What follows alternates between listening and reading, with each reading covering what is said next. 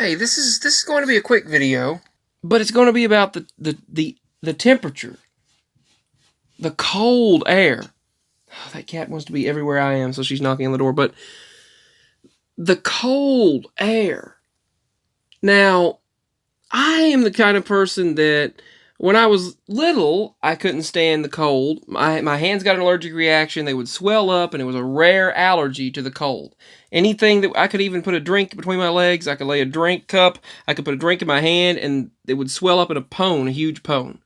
But as I got older, that went away. That rare allergy went away, and eventually I withstood the cold.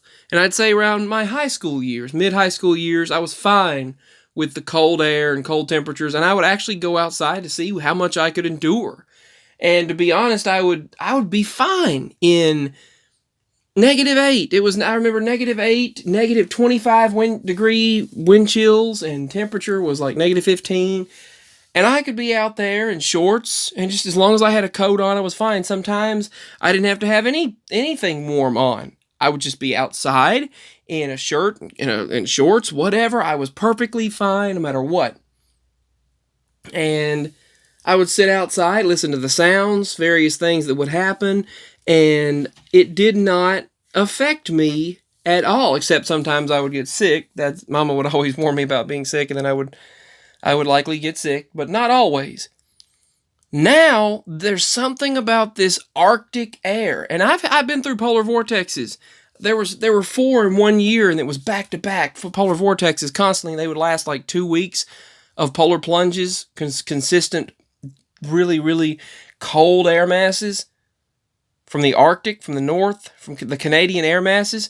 Well, now it feels like it's only 26 degrees outside, and there's no wind chill. The wind's not blowing, but sometimes the real feel is lower, even though the wind's not blowing.